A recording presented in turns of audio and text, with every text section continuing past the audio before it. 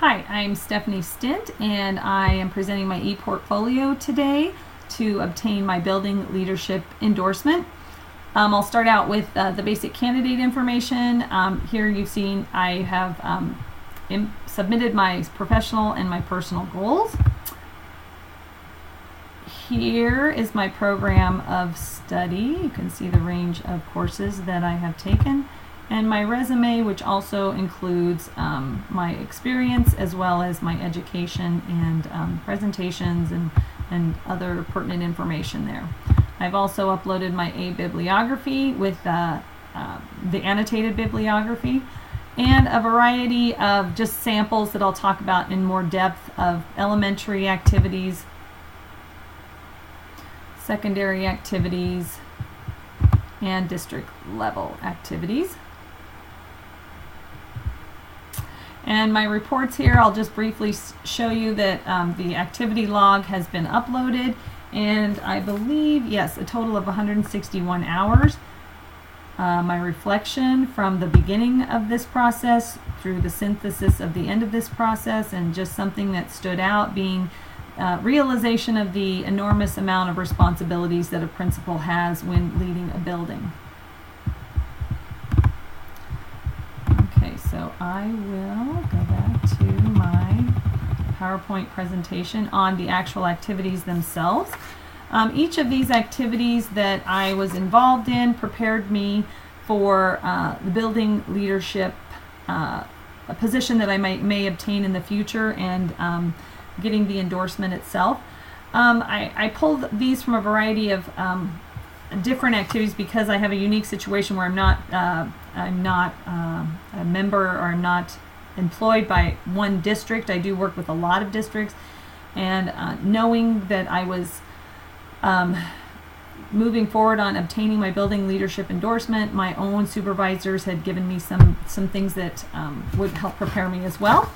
So there's just a variety of different things. One of the activities that I led a district through was the development of their core beliefs, which was really aligned with Standard 1, particularly the development and implementation of a shared vision and mission.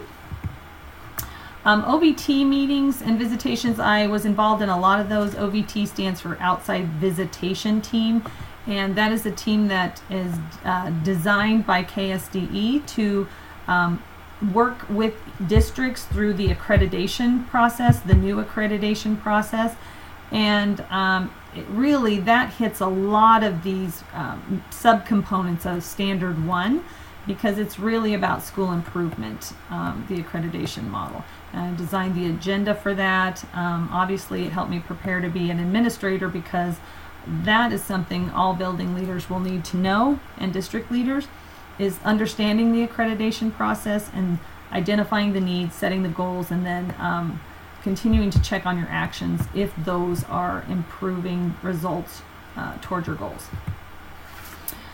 This activity again falls within Standard 1. It I helped lead a staff through the focused conversation around universal screening data. It's a very structured process where I don't tell them what the data means, but I ask questions to help guide them to come up with their own understanding of the data. So they're evaluating their progress, and then they would build plans or revise the current plans they have to continue to improve student success. This activity was what was called a sustainability meeting. Many of our districts are implementing these initiatives, and once they've done the work and the professional development, all the readiness activities, it's how do we sustain all of that improvement? How do we sustain the systems and the structures we have built? And again, it helped me kind of step into the shoes of an administrator by working with them to talk about, what's going to help sustain this system and continue to move forward. But it helped me also understand that each administrator has unique staff that they have to take into consideration, and with that knowledge, they have to address the needs of their staff differently, whether that means more professional development, more readiness activities. What is it we have to do to move our staff forward and continue to help them understand this new system?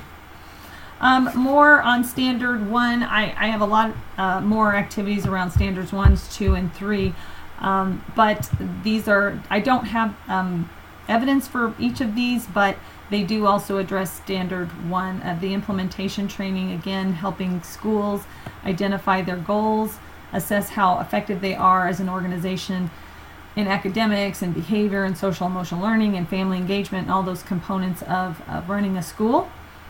And the secondary level curriculum discussion as well, that was again promoting continuous and sustainable improvement for that.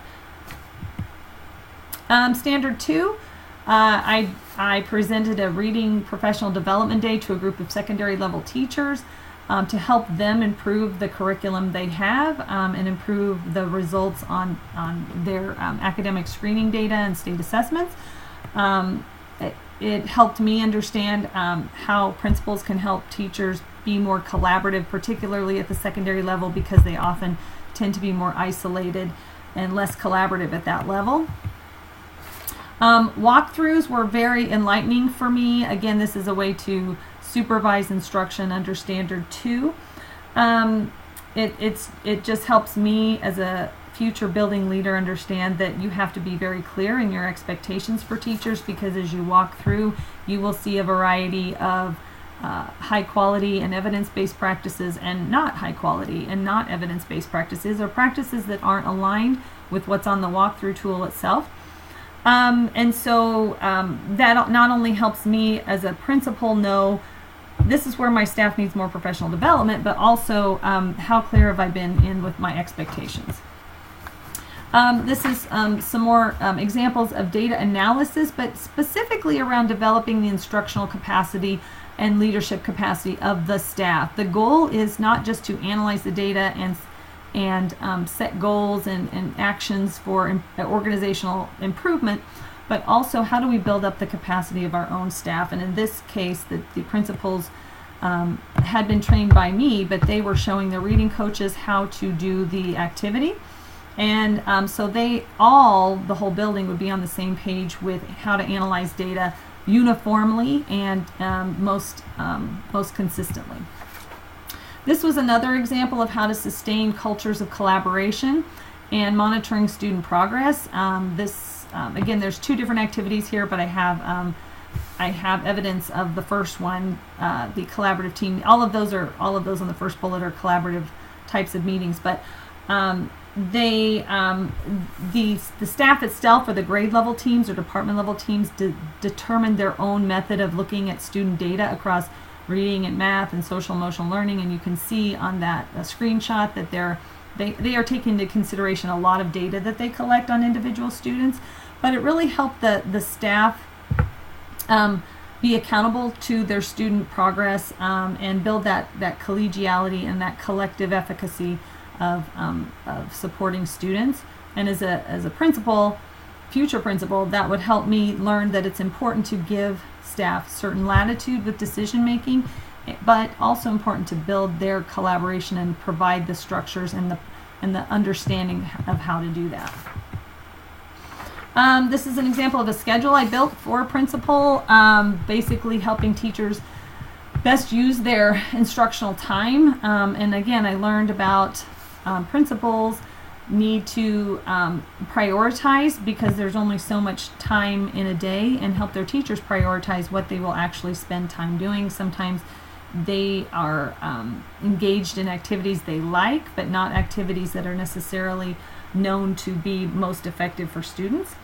And then moving on to standard 3, here's some, I don't have evidence of these either, but different site visits that I've gone on, department meetings. The second bullet was I sat in on a department meeting with a principal of a secondary school, and his staff was involved in talking about what is that quality instruction going to look like.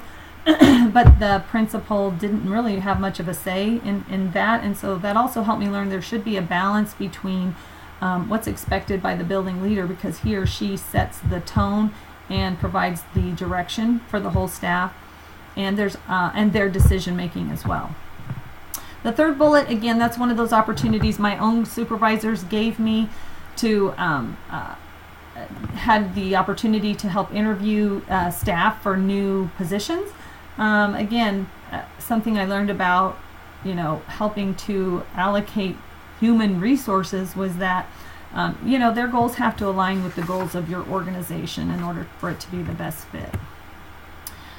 Standard 4, I worked with a building leadership team to administer a family engagement survey, which will give them data to help refine their actions toward building positive relationships with their families. And then this is an activity that I actually did for my school community relations. Again, I felt like this was a good representation of something that I learned that was important to become a building leader, is understanding the community of the school that I would be the leader of a building. It's really important to understand their conditions, their economic, their cultural, their social, their political, those things that impact the community and then thus impact the school as well. And that helps improve collaboration and partnerships with the community, because ultimately our goal is to prepare students to be employable in those communities. Standard 5, this was just a component of agenda. The one I wanted to point out was around special education. This helped me prepare to be a building leader because sometimes there are misunderstandings between special education and general education about use of funding, about